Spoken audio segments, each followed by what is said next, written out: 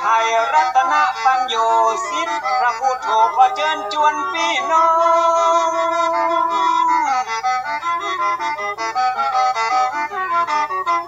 สาธุชนทุกคนแห่งห้องล้านนาตัวต้องบ่ว่าไกลว่าไกลมาฟังรายการดีมีสาระน้อมนำธรรมะมาสาธยายขึ้น96.5เสียงใส104.5ดังไก่กระชอน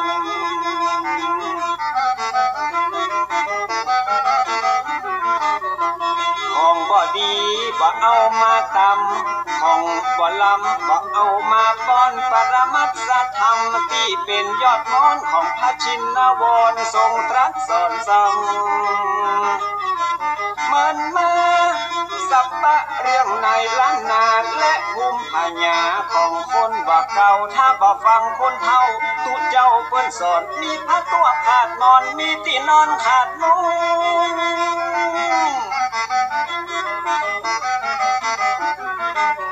วันหน้าวันตามันจะหยาบยุง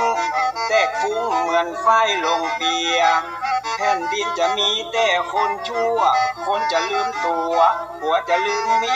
ยวัยรุ่นจะกินเหล้าเมาเบียร์สังคมจะเสื่อมเสียครอบครัวจะแตกแยก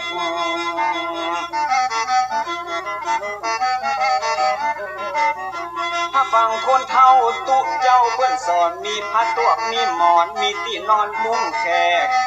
แผ่นดินบ่เอาห้องแตกวัยรุ่นจะบ่แหกกฎเกณฑ์ของฮีตจะดีรายการธรรมะสร้างสรรค์ชีวิตฟังเตอจะมีแต่คุณประโยชน์ฟังธรรมะแล้วพิจารณาบ่ใจเข้าหูขวาแล้วออกหูซ้าย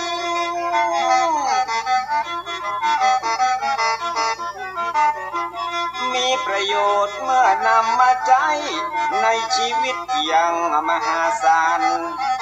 เตือนบ่ให้ได้ประมาทบ่ขาดเรื่องกินเรื่องทานคนมีศีลย่อมมาดลบันดาลให้สุขสำราญเจริญรุ่งโรจน์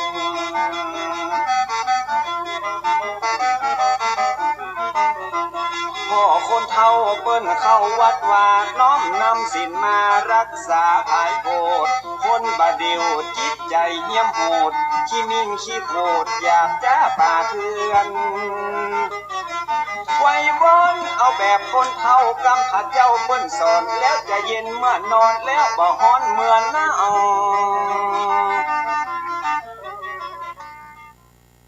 ขอเจริญสุขสวัสดีญาติโยมสาธุชนทุกท่านที่ฟังรายการทานธรรมทางสงบค่ำคืนนี้เป็นวันที่23เดือนธันวาคมปีพุทธศักราช2565ซึ่งถือว่าวันนี้อาจจะเป็นวันก็คือเป็นวัน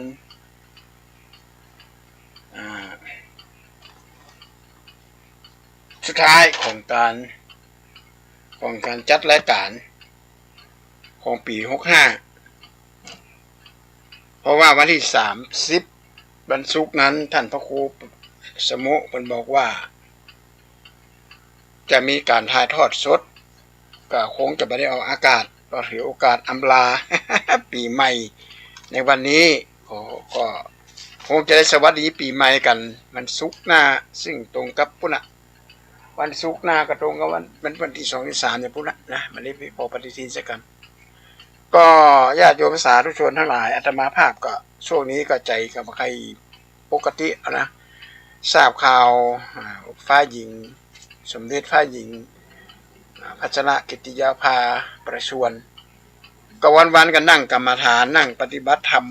เพื่อถวายพระองค์ท่านซึ่งสถาบันพระมหากษัตริย์ญาติโยมสาธุชนทั้งหลายเป็นสถาบันหลักเป็นสถาบันอันแรกที่เฮาอยู่ได้เฮาอยู่เฮากินเฮามีชีวิตชีวาบ่เป็นขี้ข้าไผบ่ได้ตกเป็นเมืองขึ้นของไผเนี่ยก็เพราะเจ้าฟ้าเจ้าแผ่นดินสมัยแต่ก่อนเนี่ยเป็นรวบรวมพลรวมกำลังต่อสู้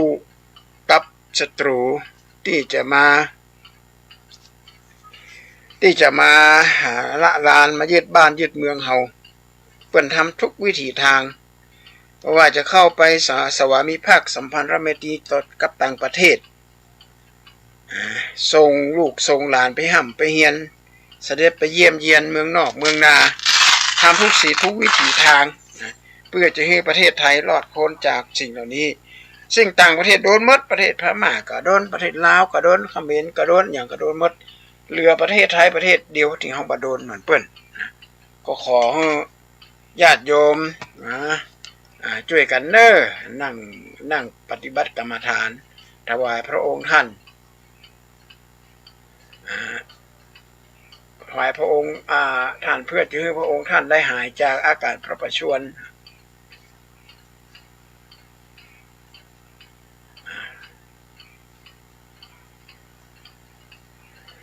เนื่องจากว่าพระองค์ประชวรตั้งแต่วันที่14มาละนะตอนนี้เขาก็รอฟังแถลงการของทางสำนักพระราชวังแต่ว่าได้ข่าวแว่วๆว่าก็เป็นข่าวดีฮะพระองค์ก็อาการก็ดีขึ้นทีละน้อยนะฮะก็โดยบุญบารมีของพระองค์ที่มีต่อพระสงฆ์นิกรชาวไทยทุกหมู่เหล่าพระองค์บ่ถือเนื้อถือตัวถ้าเป็นภาษาพื้นบ้านเฮานะฮะมีความเป็นกันเองต่อพระสงฆ์นิกรชาวไทยทุกหมู่เหล่าเวลาเสด็จพระราชดำเนินไปที่ไหนพระองค์ก็บางกลัวแบบง่ายๆนะพระองค์พาเป็นที่ห้าของปวงชนชาวไทยก็หลายคนหลายท่านมาถวายสังฆทานสะเดาะเคราะห์ของพระองค์วันนั้นก็มีโรงเรียนยุพราชวิทยาลัยเปิดมาถวายสังฆทานพระองค์พาญาติโยมสาธุชนทั้งหลายสถาบันพระมหากษัตริย์เปรียบเสมือนแผ่นดินอันยิ่งใหญ่แผ่นดินผืนนี้เป็นแผ่นดินที่มีความอุดมสมบูรณ์บ่เหมือนที่อื่นอุดมสมบูรณ์ไปทุกอย่างเมล็ดพันธุ์ต่างประเทศต่างต่างเมืองตกหล่นมาในผืนแผ่นดินแห่งนี้มีความเจริญงอกงามในหน้าที่การงานทุกสาขาทุกหมู่เหล่าโดยผืนแผ่นดินอันนี้คือนามพระราชหฤทัยดอกไม้แห่งเยาว์วัยที่กำเนิดเกิดมาผสมประกอบบางดอกหูหนวกบางดอกตาบอดบางดอกพิการมาตั้งแต่กำเนิดบางดอกก็ปากแหว่งเพดานโหวดอกไม้เหล่านี้หมดความหวังของพ่อของแม่ที่จะไปรักษาการที่จะไปรักษาการที่จะไปเยียวยาก็ต้องใจเงินใจทองหนักและการที่จะเอาละอ่อนไปเฮียนโรงเรียนตาบอดโรงเรียนหูหนวกเนี่ยก็เป็นเรื่องใหญ่มากเป็นเรื่องใหญ่แต่ดอกไม้เหล่านี้หล่นมาในผืนแผ่นดินที่เปี่ยมล้นไปด้วยพระน้ำพระราชหฤทัยของเจ้าฟ้าเจ้าแผ่นดินพระองค์พระราชทานราชทรัพย์ส่วนพระองค์จะมีวงเล็บว่าในพระบรมราชูปถัมภ์ทุกแห่งไม่ว่าจะเป็นโรงเรียนตาบอดโรงเรียนหูหนวกหรือว่าละอ่อนที่มีพิการทั้งสมองอย่างต่างๆนานาเนี่ยจะอยู่ในความดูแลของสถาบันพระมหากษัตริย์ทุกพระองค์ไม่เคยทอดทิ้งเคยมีหนังสือนะที่สมเด็จพระพี่นางเธอเปิดในพระราชนิพนธ์เอาไว้แต่งเอาไว้รวบรวมว่าพระบาทสมเด็จพระเจ้าอยู่หัวไปสอนละอ่อนตาบอดและใจจีกว่าครูพลละอ่อนตาบอดได้บอกหัวเป็นไห้เอามือประกำแขนกำจับมือถือแขนเล่นพระองค์ก็ไม่ได้ถือเนื้อถือตัวแค่หัวเล่นกับละอ่อนพร้อมกับบอกคุณครูว่าจะไม่บอกไผ่เลยว่าเป็นพระมหากษัตริย์ละอ่อนจะตกใจญาติโยมเรานึกคือดีเหรอโอ้ละอ่อนหมูนี่มาโจกดีแต่โจกดีว่า เกิดมาได้เข้าเฝ้า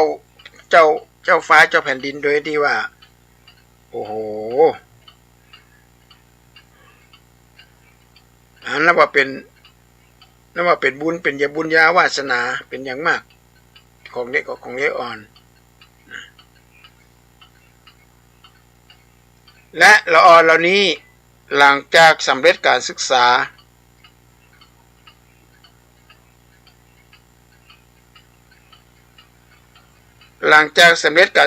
แล้วก็เข้าไปทำงานหลายแห่งจบปริญญาก็มีอยู่จบกฎหมายก็มีความเชี่ยวชาญด้านกฎหมายเชี่ยวชาญทางด้านคอมพิวเตอร์เคยมีละออนมาออกรายการนะออกรายการรู้สึกจะเป็นรายการในก่อนทีวี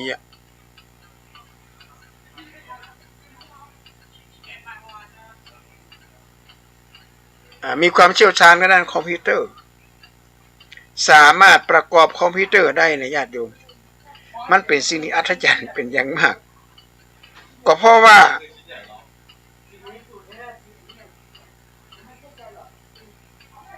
าได้รับการศึกษาจากพระองค์ท่านส่งเสริมด้านการศึกษาโรงเรียนสอนคนตาบอดซึ่งอาตมาภาพเป็นคณะกรรมกา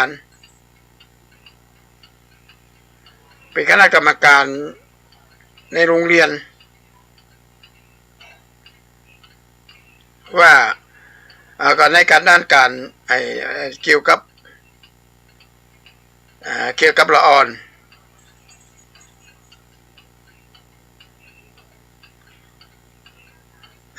แล้วก็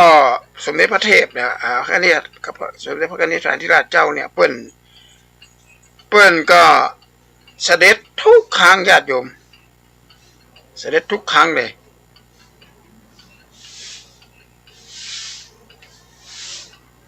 เสด็จทุกครั้งเวลามีพระราชกรณียกิจสำคัญแต่ก่อนเนี้ยญาติโยมถ้าสมมติว่ามีบะหมี่ภัยมาช่วยดูแลเล็กละอ่อน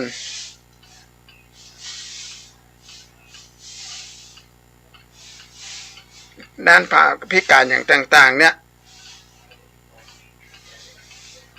เขาจะแย่อย่างไรญาติโยมเราคือดีหรอ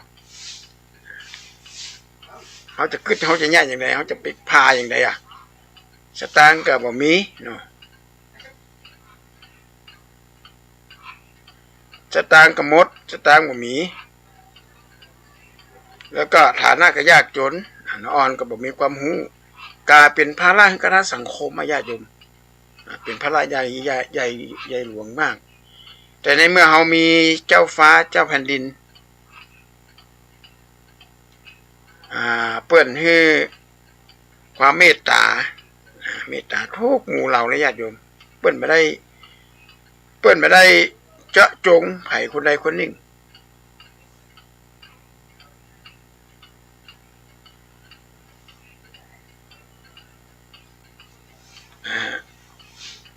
แม้กระทั่งในสมัยก่อนเขาละโรคเรื้อนนะญาติโยมคนเมืองเหนือห้องขี้ตูดเป็นบอกว่าพระบาทสมเด็จพระเจ้าอยู่หัวเสด็จพระราชดำเนินมาใส่ถุงพระหัตถ์เนี่ยเป็นกลัวพระองค์จะไปติดเชื้อเกี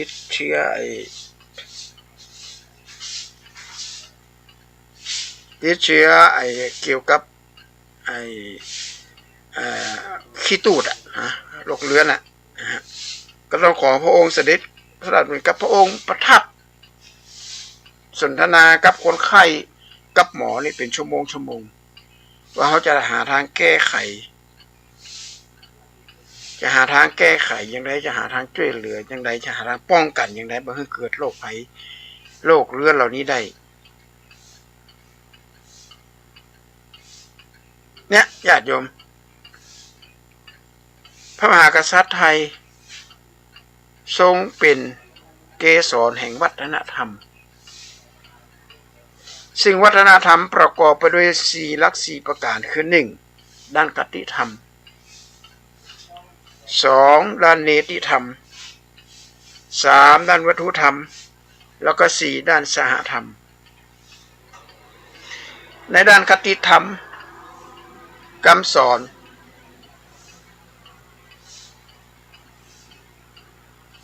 ของพ่อของแม่ด้านความเชื่อสังเกตเวลามีงานพระราชพิธีต่างๆเพราะว่าจะเป็นขึ้นต้าตั้ง4บวงสรวงงานทุกอย่างญาติโยมพระองค์เสด็จหมดทุกประการพระองค์บ่เคยปฏิเสธสิ่งเหล่านี้มีหลายคนมีพระบ้างโตบ้านท่องมาโจมตีหมู่ที่ปฏิบัติอย่างจะไปสร้างนั่นสร้างนี่ไปบวงสรวงอย่างต่างๆนานาซึ่งสิ่งเหล่านี้ถ้าจะมองกันให้ดีๆก็คือว่าเปิ้นนับถือกันมาตั้งแต่บรรพบุรุษละเปิ้นมีความเชื่อถือกันมาตั้งแต่ไหนแต่ไรละเฮาเป็นละอ่อนแต่ว่าวันศีลไปกวนไปโจมตีอย่างต่างงานพระราชพิธีก็จะมีบวงสรวงสมมุติว่าจะมีการวางศิลาฤกษ์หรือวันเพิดมงคลวันชัดมงคลวันอะไรอย่างต่างๆเนี่ยก็จะมีพิธีพราหมณ์ต่างๆและนี้พระองค์ทรงเป็นอัครศาสนูปถัมภกพระองค์บ่เคยปฏิเสธสิ่งเหล่านี้นี่เป็นคติความเชื่อแต่ถึงวันสำคัญพระองค์ก็มาให้โอวาทกับพระราชดำรัสกับพระสงฆ์นิกรชาวไทยทุกหมู่เหล่าอันนี้เป็นด้านคติธรรมนะญาติโยมเป็นความเชื่อหรือคำสอนของพ่อของแม่ความสอนของครูบาอาจารย์สมเด็จย่าของปวงชนชาวไทยพระองค์ทรงเป็นแม่แบบที่เป็นแบบอย่างกับลูกทุกคนอ่านในประวัติศาสตร์แล้วอ่านแล้วก็ถ้าจะว่าขำก็ขำคือว่าสมเด็จย่านี่จะบอกสมเด็จพระบาทสมเด็จพระเจ้าอยู่หัวว่าเก็บสตางค์ไม่ได้ที่แม่ไว้หื้อไว้เนี่ยเอาไปจ่ายซื้อขนมนมเนยอย่างก็เอาเก็บไว้ที่เหลือเนี่ยเอาไปซื้อรถมาถีบมาปั่นทั้งที่พระองค์ก็มีพระราชทรัพย์พอสมควรเหมือนกันแต่ว่าสอนให้ลูกนะรู้จักประหยัดมัธยัสถ์จะไปจ่ายสลุยสลายถ้าแบบทำการบ้านถ้าบอ่านหนังสือหนังหาก็จะบ่มีชะตาขึ้นกาขนมเพราะฉะนั้นพระองค์จึงเป็นมิ่งขวัญของปวงชนชาวไทยเป็นมิ่งขวัญของปวงชนชาวไทยและก็เป็นแบบอย่างของปวงชนชาวไทยที่ผ่านมาเนี่ยญาติโยมเราเน้นด้านคติธรรมคือเป็นแบบอย่างเป็นแบบอย่างให้กับลูกกับหลานมีความเชื่อมีความเลื่อมใสศรัทธาในพุทธศาสนาอันนี้ก็ด้านคติธรรมด้านเนติธรรมด้านของกฎหมายพระองค์ทรงเป็นพระมหากษัตริย์ที่ยึดมั่นในระบบประชาธิปไตย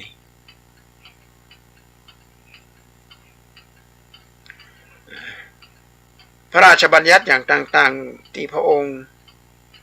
ทรงลงพระปรมาภิไธยเนี่ยล้วนแล้วแต่เป็นประโยชน์กับมหาชนคือเนติธรรมนี่คือเป็นกฎหมายหรือว่าความเป็นกฎเป็นระเบียบของสังคมตัวทางด้านวัตถุธรรมสิ่งปลูกสร้างสิ่งก่อสร้างต่างๆนานาเนี่ยนะตั้งแต่อดีตจนกระทั่งถึงปัจจุบันงดงามสวยสดงดงามในพระแก้วของสำนักมหาราชวังอย่างต่างๆพระองค์ทรงเป็นนักออกแบบที่งดงามเป็นอย่างยิ่ง ญาติโยมเขาหันในตะกอนนะ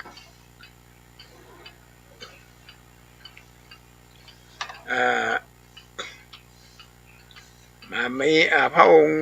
ทรงมอบพระราชทานราชทรัพย์สร้างศาสนวัตถุหลายสิ่งหลายอย่างโรงเรียนตาบอดภาคเหนือนี่พระองค์ก็พระราชทานพระราชทรัพย์ส่วนพระองค์นะสมเด็จพระกัญชาธิราชเจ้าเปิ้นห้องคนที่มาที่เป็นเจ้าของที่ดินนะเปิ้นก็ตัดถามราคาเท่าไหร่ไม่ต้องเกรงใจนะคนขายที่ดินก็บอกราคาตามนั้นนะพระองค์บัดรอไหมแต่บาทเดียวเขียนเช็คไว้ให้เลยเอาไปขึ้นเงิน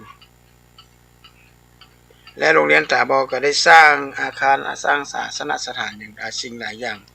แล้วก็เป็นโรงเรียนแบบอย่างคือกะละอ่อนนะฮะเป็นแบบอย่างเลยละอ่อนมีความรู้ความสามารถสอบเข้ามหาวิทยาลัยไปแข่งขันนานาชาติก็บาทำให้พ่อแม่ผิดหวังบาทำให้ประเทศชาติผิดหวังบาทำให้คนไทยผิดหวัง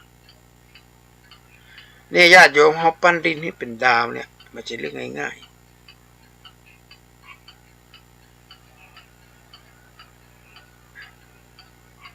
นี่เป็นด้านวัตถุธรรมที่พระองค์ทรงสร้างมีพระราชดำริเช่นอ่างเก็บน้ำเนี่ยถือเป็นไอดอลที่เป็นเรื่องสำคัญมากเลยอ่างเก็บน้ำแต่ก่อนนี่นะแต่ก่อนเขาเกิดไฟไหม้ไฟแรงมันบ่มีน้ำมันกลางป่ากลางดอยแม้กระทั่งต่างประเทศเป็นก็เอาแบบอย่างของพระองค์ไปใช้คือว่าการที่เวลาไฟไหม้ป่าเนี่ยมันบ่มีน้ำที่จะไปฮดแต่พอสร้างอ่างเก็บน้ำนอกเหนือจากเอาไว้ใช้สอยเอาไว้บริโภคหรือเอาสัตว์ไปปล่อยไปอย่างเกิดระบบนิเวศแต่ก็สามารถสร้างความชุ่มชื้นให้กับผืนแผ่นดินพระองค์มีใจพระราชทรัพย์ส่วนพระองค์ในการสร้างอ่างเก็บน้ำสร้างเขื่อนโดยพระราชดำริระนัดของพระองค์ว่าบอกว่าเคยมีเตื้อหนึ่งเปิ้นเอาเทปมาออกสมัยพระองค์เสด็จไปเปิดโรงงานพระองค์ตรัสถามว่าละน้ำเนี่ย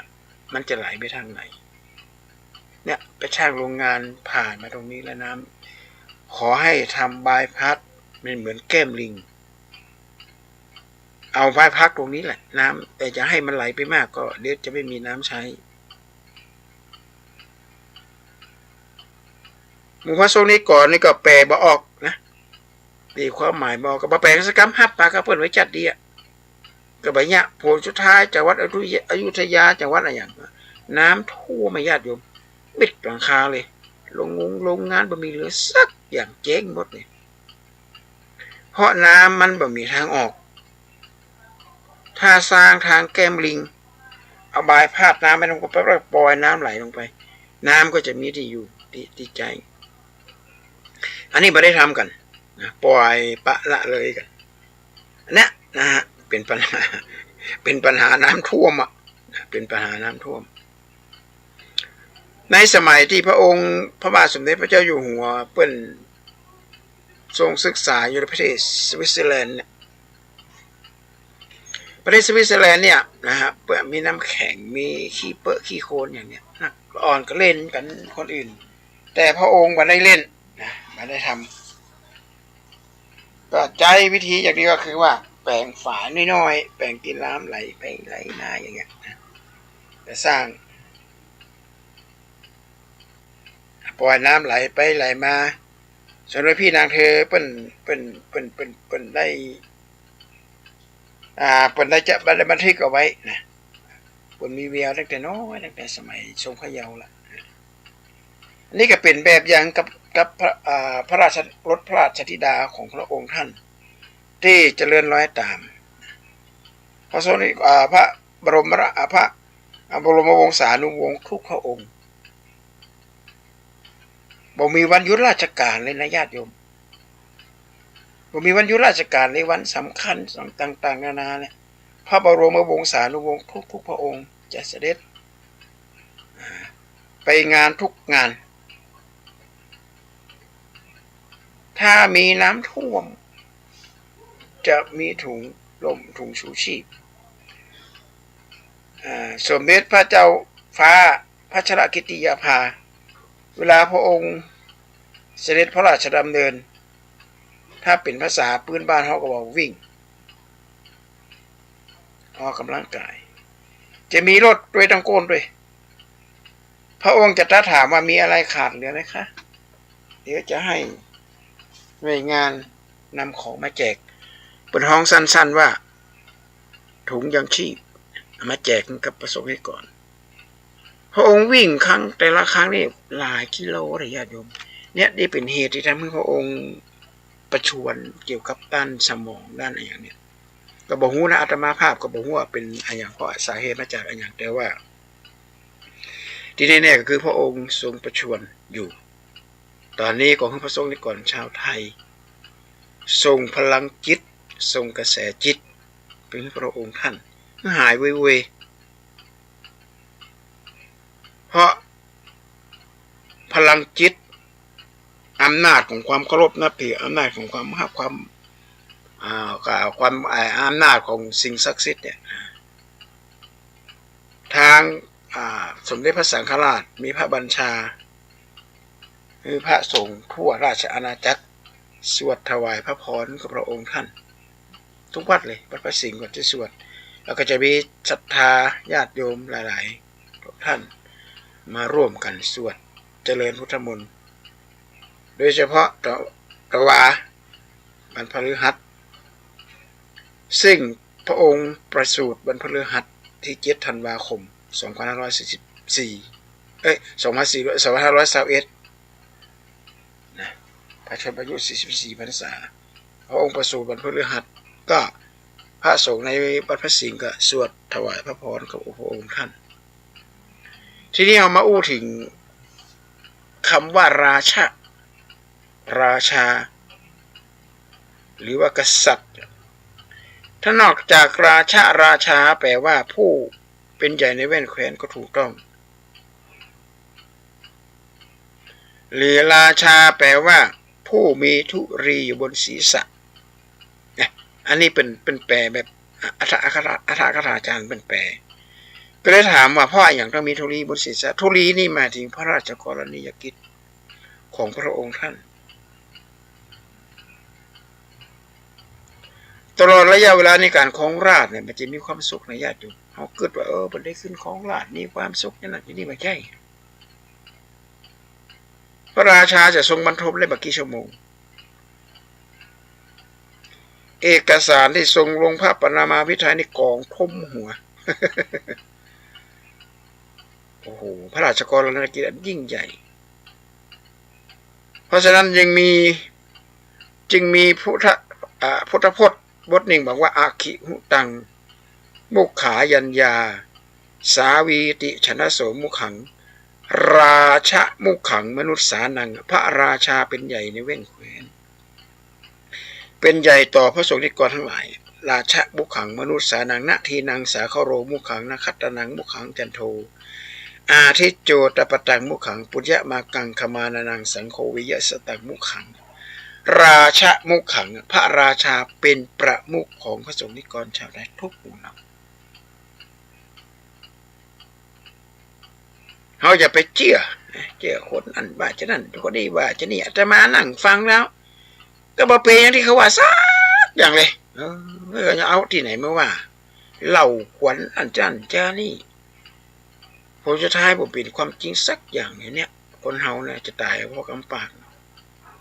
คนโบราณมันว่าภัยที่มันเกิดขึ้นกับมนุษย์เรามีอยู่4 อย่าง 1. อัคคีภัยคือไฟไหม้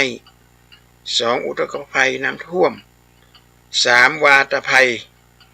เกี่ยวกับลมพัดแล้วก็4. โจรภัยเกี่ยวกับ โจรจี้จนปล้นแต่เรามาวิเคราะห์ดูนี่ญาติโยมอัคคีภัยเนี่ยไฟไหม้ไหนญาติโยมมันไม่ไหม้บ้านไม่จองน่ะไฟไหม้บ้านไม่จองนี่เปิ่นมีประกันเปิ่นมีรถดับเพลิงอย่างจ่วยมันเมื่อจะเกิดเหตุเสียแต่ไฟไหม้รถไหม้ป่าเขาเนี่ยกับไฟควนบุรีเนี่ยไฟจากควนบุรีไฟจากโรงงานอุตสาหกรรมอันนี้ละตัวร้ายเลยตัวร้ายมากญาติโยมปัจจุบันนี้นี่เนี่ยจะถึงแล้วเนี่ยมาเดือนนี้หน้าแรงเขาเนี่ยอันน้อยก็จะเกิดข่าพี่อุ้งพี่เนี่ยเจียงใหม่ปะแซ่ป่าเมื่อละเกิดจากการเผาไหม้ทางขยุงขยะพ่องสูบบุหรี่พ่องอันนี้เป็นไฟที่อันตรายมากกว่าไฟไหม้โรงงานไฟไหม้บ้านมันจะไม่อย่างนักบางทีแต่ถ้าเราหาทางป้องกันมันก็ได้แต่ไฟนี่เราต้องป้องกันถูกเก่าให้มันเกิดขึ้นถึงวันนี้เขาตายคนตายได้โรคปอดเนี่ยนะฮะปอดบวมเนี่ยไม่ใช่ปอดบวมก็เป็นปอดโรคปอดเนี่ยถูกลมป่องเนี่ยหรือเป็นมะเร็งในปอดนักขนาดนี้อาตมาภาพเป็นพระไปเยี่ยมคนไข้โรงพยาบาลสวนดอกโรงพยาบาลป่าแง่ไอ้อย่างพวกเนี้ยนะไปดูคนที่เป็นโรคเกี่ยวกับทางเดินทางหายใจโอ้โหเป็นกันนักขนาดเลยเป็นกันนักหากว่าเฮามายับยั้งอะสิ่งเหล่านี้มันก็จะมีโอกาสได้หายไปเลยขอฝากไว้นะญาติโยมเหล้าบุหรี่เนี่ยเป็นสิ่งที่สำคัญมากและโรงงานเหมือนกันในการเผาไหม้อย่างต่างๆนานาเหล่านี้นะก็ต้องระมัดระวังอัคคีภัยอุทกภัยน้ำท่วมไหนน้ำท่วมอย่างเก่งกับดีเหมือนกันเหรอถ้ามันท่วมมาเขาจะได้มีน้ำขังน้ำใจแต่น้ำท่วมปากเนี่ยสำคัญที่สุดน้ำเมลัยเนี่ยโอ้โหที่มีการทะเลาะกันกลางถนนที่เขาได้หันในคลิปในอย่างเนี้ยเกิดมาจากการดื่มน้ำเมาแล้วมีการเค้นฆ่ากันเขย่าเอาคมคูกันเพราะไม่สามารถจะคล้องสติได้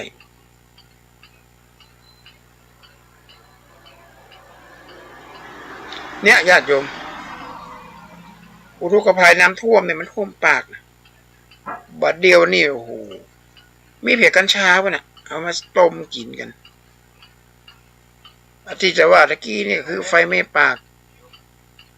กัญชาเนี่ยนะฮะกัญชาใบกระท่อมเนี่ยญาติโยมอาตมาก็ขอบิณฑบาตว่า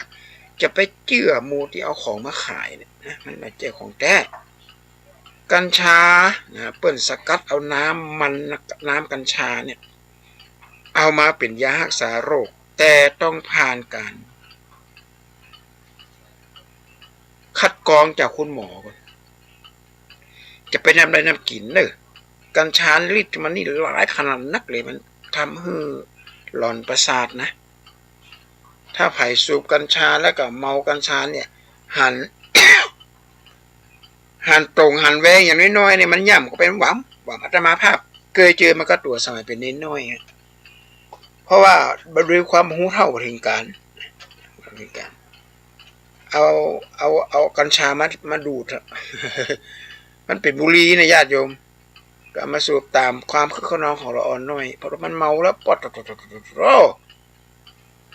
ไข้หัวกินอาหารได้หนัก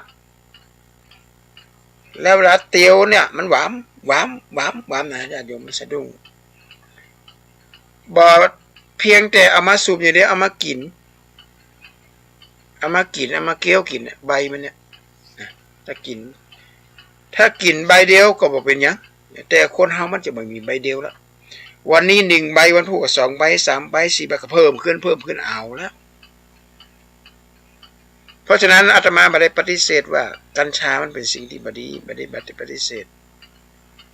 แต่จะขอชี้แจงว่า กัญชาต้องผ่านคุณหมอ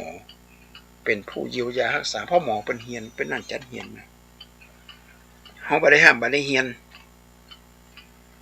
มัวแต่ไปฟังนักธุรกิจมาขายกันวันนั้นก็เอามาขายที่ห้องไอ้หยอดตานี่นะเนี่ยหายเลยว่าโอ้ก็ย่ำโยมย่ำเอาไปที่โรงพยาบาลตึกอันน่ะเกี่ยวกับแกนตาจักษุวิทยาเอาไปขายเป็นกันต่อไปหมอตาก็มาต้องได้ผ่าตัดละต้อกระจกที่หายเลยท่านเป็นไม่ได้อะต้อกระจกโป่งค้นเป็นโรคอะไรอย่างก็น้ำในหูไม่เท่ากันไอยอก็ในหูหายหมดนะคนหายก็ว่า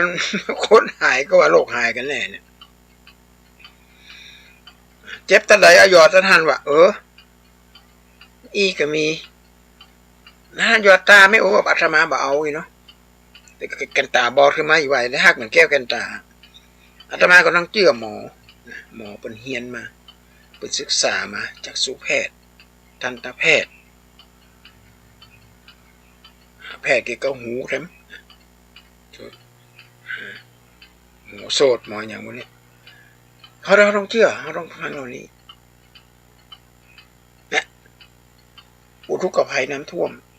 รวมถึงน้ำอะไรอย่างน้ำกระท่อมเอามาต้มทีนี้เอาเป็นถุงเลยนะเอาใส่ขวดเอาไปใส่ขวดใส่อย่างขายกินกัน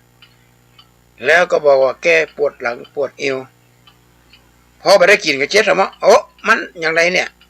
มันเป็นเหมือนกับยาเสพติดกันน่ะถ้ามันยังไม่หายหมดอ่ะถ้ามันหายหมดกินก็ไปแล้วบ่หายแล้วบาดเจ็บละเห็นไหมอันนี้น่ากินอยู่อันนี้พอดีผมไม่ได้กินมาหลายวันแล้วก่อนกินแล้วตอนที่กินมันก็หายครับอันนั้นเวลามากินแล้วไม่กินมันไม่หายครับเอามาเจยาแล้วอันน่ะจะไปกินน้ำได้น้ำกินในญาติโยมเด้อระมัดระวังให้ดีระมัดระวังให้ดีไอ้นะอุทกภัยเนี่ยข้อที่3เนี่ยสำคัญมากสุดคือวาตภัยที่กำลังจะพูดถึงเนี่ยเป็นเหล่าจะนั่นเหล่าจะนี่ออกทางเฟซออกทางบุ๊กออกทางเฟซบุ๊กออกทางออนไลน์ไปว่าอย่างสปะสเปนอย่างกระตัวหันเนี่ยตำรวจเป็นหมื่นเป็นแสนเป็นมูสักกี่คนเป็นยามหันตัวเองเป็นไผ่หันมัดไผ่เป็นนี่เป็นสินไผ่หูมัดบางคนนะไม่ใช่ทุกคนนะแต่เรื่องของตัวเขานี่มั้งในหลักตรรกวิทยาเป็นว่าคนชั่วมักมองคนอื่นเป็นคนชั่วเหมือนที่ตัวเองเป็น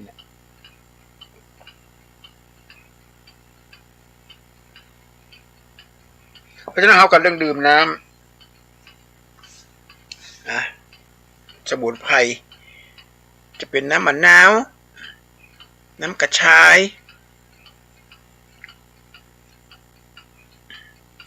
น้ำมะนาวน้ำกระชายน้ำขิงอย่างนี้ญาติโยมเอามาต้มเอามาดื่มเนี่ยมีอันตรายทางหมอประกาศวิจัยมาว่ามันดีกินเป็นยุคเป็นยากันอาตมาภาพไปบรรยายมหาวิทยาลัยแห่งหนึ่งที่ต้นเดือนตุลาคมตอนที่เปิดเทอมใหม่ๆหลังจากบรรยายเสร็จกลับมาที่วัดได้3 วันนักศึกษาจึงนักศึกษาฝรั่งเป็นนักศึกษาไทยเลยโทรมาถามอาจารย์ไอหายหรือยังวะไม่ได้เป็นอย่างไรเนาะอาจารย์ไม่เป็นอะไรเหรอเกิดอะไรขึ้นน่ะอาจารย์ที่มาสอนในห้องหนูน่ะที่วันนั้นน่ะต่อจากอาจารย์น่ะติดโควิดหมดที่ห้องหนูก็ติด8 คนและอีกพวกนั้นติดกันหมดเลยอาจารย์แต่ว่าพอดีเนี่ยไปโรงพยาบาลทันก่อนไปฉีดยากินไปกักตัวได้ทันก่อนบางคนก็ลางๆนะถามอาจารย์กินอะไรเป็นประจำอาตมากินน้ำกระชายเป็นประจำเอากระชายมาต้มดื่มมาปั่นกินน้ำมะนาวด้วยกินอย่างด้วยแล้วก็มันเลยไม่ได้เปลี่ยนเป็นเจ้าหอดวันนี้เลยถ้ามันเปลี่ยนปันนี่ก็เป็นไปละไปตรวจ ATK กับบานขึ้นคุณหมอว่าท่านเป็นไข้เป็นเมื่อยเป็นอะไรไหมบอกว่าเป็นไม่เป็นแล้วจะมาตรวจทำไมก็อยากจะหูนะตรวจเสียสตางค์แน่ๆละอย่างนี้ก็ตรวจแล้วก็บ่มีแต่เห็นไหมว่าไม่มีตรวจเสียสตางค์อย่างเดียวน่ะถ้าคนที่ไอแค่เก็บคอมันเลื้อรังมา2-3 วันเนี่ยตรวจปั๊บขึ้นเลย2 ขีดขึ้นเลย2 ขีดแต่อาตมาภาพมาขึ้นมาติดเช็คดูแล้วตรวจดูแล้ว อันนี้ญาติโยมกินไหมเนี่ยนะเป็นอาหารเป็นลูกเป็นยาแล้วจะไปเชื่อการนินทาเนี่ยเหมือนกับการเล่าขวัญการนินทาโจมตีคนอื่นเหมือนก็ส่งวัสดุไปรษณีย์ถ้าบ่มีคนหับสิ่งเหล่านั้นกระตกไปถึงดูเก่าจำไว้ว่าคนนั้นจะนั่นว่าคนนี้จะนี่นะสุดท้ายก็ตัวเองก็เป็นเอง มันเป็นแบบนี้ตัวนี้ช่วงนี้อาตมาภาพอัดรายการ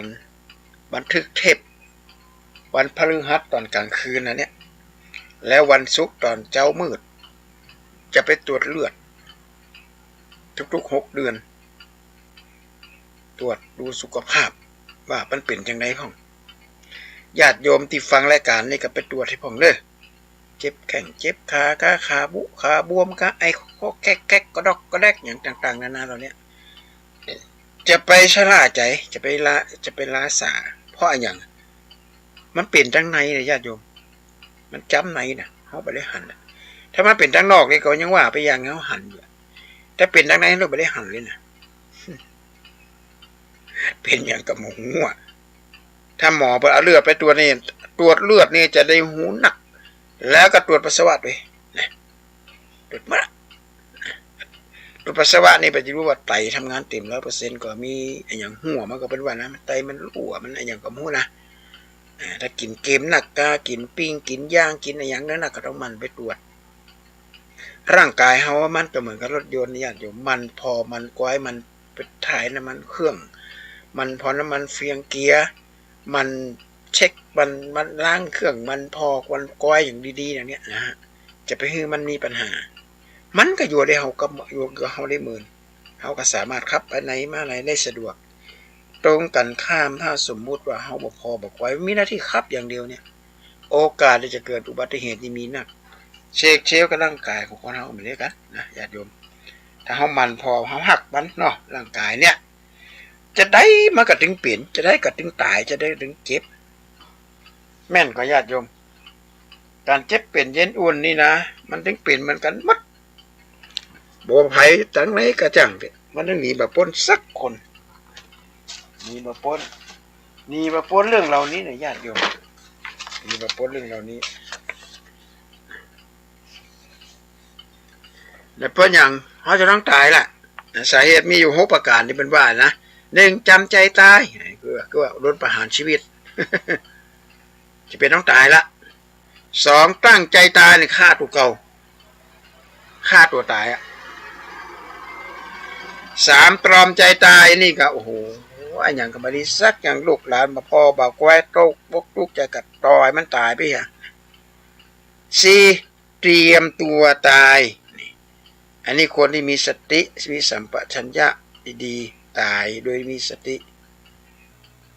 5จำต้องตายคือธรรมชาติ1อายุขยะสิ้นอายุ2กรรมขยะสิ้นกรรม3อุปขยะ1สิ้นทั้งวุสิ้นทั้งกรรมเหมือนน้ำมันจะเกลี่ยแล้วก็ข้อที่6ตายโดยไม่ได้เตรียมตัวตายอันนี้สำคัญคืออุบัติเหตุเกิดขึ้นมาแล้วบาสามารถที่จะแก้ไขปัญหาอย่างไรปัจจุบันนี้เกิดหนักอุบัติเหตุนี่นะปัจจุบันน่ากลัวขนาดนักเลยเพราะฉะนั้นบอกว่าเพื่อความบ่ประมาทของชีวิตนักปราชญ์บดีได้กล่าวว่าไม่รันทดเรื่องอดอยากคือตานให้ทานทั้ง3อย่าง2ไม่ทุกข์ยากเรื่องป่วยไข้3เจริญภาวนาช่วยป้องกันอุบัติภัย4บุญส่งให้ไม่มุ้ยมอนก่อนชราคือหมายความว่าเราจะต้องเตรียมตู่ไว้ล่วงหน้าจะไม่ประมาทคนโบราณว่าจังความหวังไปหน้าช่องทวรากิจจอมบ่วันไหวเตรียมกายวิพร้อมหวังสู่อ้อมพยามารตรึตรองแล้วปล่อยวางสังขารอยู่ไปนานหาการมาได้แห่งหนในไก่ก็ว่าไก่หูว่าไปบ่ไว้บ่ไม่ไปปีบมาสักคนจ จำไว้ให้ดีนะญาติโยมความตายมันมาเยี่ยมครับทุกลักษณะ6อย่างไงไปอย่างไรก็อย่างหนึ่งจำต้องตายมั่งตั้งใจตายมั่งตรอมใจตายมั่งเตรียมตัวตายมั่งจำเป็นต้องตายมั่งตายโดยไม่ได้เตรียมตัวเนี่ย6อย่างเนี่ยนะมันต้องอยู่ในตัวนี้หมดแต่เราจะมีชีวิตอยู่ในโลกนี้เมินขนาดไหนก็ขึ้นอยู่ที่ตัวเราละมันพอมันกวยเช็คร่างกายไปตรวจเลือดเจ็บเป็นเย็นอุ่นไอเขาแคกของปิ้งของย่างของเป็นไข่เป็นมันเลยนะถ้าเฮาบาใจเป็นละอ่อนน้อยก็จะไปกินหนักละอ่อนน้อยมันกินได้นักนะกินแล้วมันล่นละอ่อนน้อยนะล่นไปล่นมาคนใหญ่เฮาบ่ได้เนี่ยกินแล้วเฮาบ่ได้วิ่งเนี่ยมันนักได้ก็บ่ได้มั้งเพราะฉะนั้นก็จะไปกินของปิ้งของย่างวิธีเปลี่ยนมันก็เอาไว้นึ่งเอาก็ได้นะจะสมมติจะกินทอดมันต้องทอดเอานึ่งเอานึ่งเอาอันนึงมันก็จะลดความสารที่มันเป็นก่อมะเร็งลดน้อยลงไปทางที่ดีแล้วคือกินผักให้หนักๆผลไม้ให้หนักๆทำให้ผิวพรรณเปล่งปลั่งหมดยศใสคนเอาก่อนไปกินยาแก้ลูกไปกินยาแก้คืออย่างเขากินปลากินลาบกินซาปกติจะมีผักกับลาบนะญาติโยมแต่บัดนี้นะเมื่อกินเนี่ยลาบซาบัดเดี๋ยวนี้นะต้องเอาไปซุกก่อนไปควงซุกไปทำให้ซุกเพราะเชื้อโรคบัดเดี๋ยวนี้นี่อันตรายเชื้อโรคโควิดนี่ยังบ่หายดีแต่เด้อญาติโยมจะไปประมาทราษานะตามที่ได้อ่านได้ศึกษามานี่เพิ่นบอกว่ามันก็ยังมีคนเป็นหนักอยู่บางวัดเพิ่นบอกว่าเผาเนี่ยทุกวันคนตายด้วยโควิดเนี่ยคนที่ตายด้วยโควิดเนื่องจากว่ามีโรคแทรกสุขภาพกรรมกวัดภูมิต้านทานมาใครมีภูมิต้านทานมันอ่อนเช่นเขามีโรคประจำตัวอยู่แล้วก็ไปเจอเชื้อโควิดขึ้นมาปุ๊บเอาละก็เลยเจ็บเป็นเย็นอุ่นวันนี้อาตมาภาพคงจะออกรายการน้อยๆเลยอาตมาภาพจะไปนั่งกรรมฐานปฏิบัติธรรมถวายเป็นพระราชกุศลองค์พระฟ้าหญิงของปวงชนชาวไทยมีพระองค์หายจากอาการพระประชวรถึงวันนะตื่นแม่เจ้าขึ้นมาก็ต้องนั่งกรรมฐานเพ่งกระแสจิตไปพระองค์ท่านขอให้หมู่เฮาช่วยกันเน้อถวายเป็นพระราชกุศลกับสมเด็จฟ้าหญิงพัชรกิติยาภาชื่อปัญญาเนาะจำให้ได้แต่ขอช่วยกันนะญาติโยมเน้อจะไปปล่อยปละละเลยเมืองไทยเฮาอยู่ได้ก็เพราะเจ้าฟ้าเจ้าแผ่นดินเป็นกอบกู้เอกราชขึ้นมาเฮาได้อยู่เฮาได้อาศัยก็จะได้ไปเป็นคนนี้แล้วคุณจะไปเอาเปิ่นไปเล่าบางคนเอาเล่าสปะสะเปิ่นเวรกรรมมีจริงเนอะเอาไปเล่าสปะสะเปิ่นมันมีจริงสักอย่างญาติโยมมันเป็นความจริงนะก็ขอให้ช่วยกันมันดูแลมันพอมันแควกันบ้านเมืองเป็นของทุกคนช่วยกันเอาไว้วันนี้อาตมาภาพก็ขอกราบขอบพระคุณท่านพระครูสมุวิสุวัตติเมตตาให้ออกอากาศวันนี้ก็ต้องจากญาติโยมไปก่อนเน้อลาสวัสดีขอสวัสดีปีเก่า จะได้สวัสดีปีใหม่กันมันปี66กันน่ะ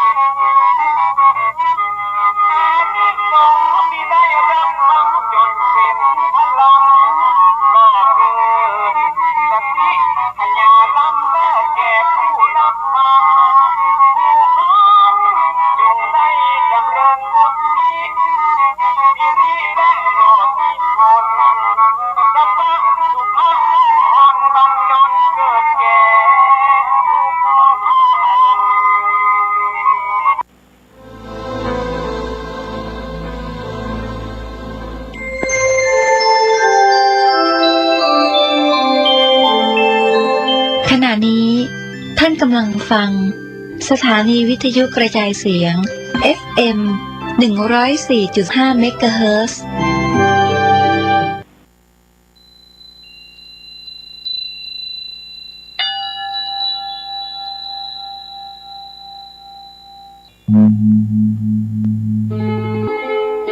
วัดพระสิงห์วรมหาวิหารตำบลพระสิงห์อำเภอเมืองจังหวัดเชียงใหม่ขอน้อมเจริญพรมายังศรัทธานาบุญพุทธบริษัททั้งหลายได้เข้าร่วมพิธีเจริญพระพุทธมนต์บทสวดพระธรรมจักรกัปปวัตนสูตรซึ่งเป็นปฐมเทศนากันแรกนอกจากนี้มวลหมู่ข้าเจ้าทั้งหลายจักได้นอบน้อมใจสักการะบูชาพระมหาปารมีแห่งองค์หลวงพ่อโตองค์พระสักยมุนีสีสันเพชรที่เสด็จประดิษฐานเป็นองค์ประธานอยู่ณพระวิหารหลวงวัดพระสิงห์วรมหาวิหารและบูชาพุทธานุภาวะปารมีแห่งองค์พระพุทธสิหิงพระสิงห์หลวงสถิตณพระวิหารลายคำและจักได้สวงสาบูชาองค์สรีมหาธาตุหลวงเจ้าเจติยะพระมหาธาตุเจ้านามจะตาปีเปิ้งมะโรงพญานาคนาคาพญางูใหญ่หั่นแลการเจริญพระพุทธมนต์บทสวดพระธรรมจักรกัปปวัตนสูตรณพระวิหารหลวงวัดพระสิงห์วรมหาวิหารนี้จักได้มีในทุกวันอาทิตย์โดยจักเริ่มขึ้นตั้งแต่วันอาทิตย์ที่4เดือนธันวาคมพุทธศักราช 2565 ตั้งแต่เวลา 16 นาฬิกาหรือ 4 โมงเย็นเป็นต้นไป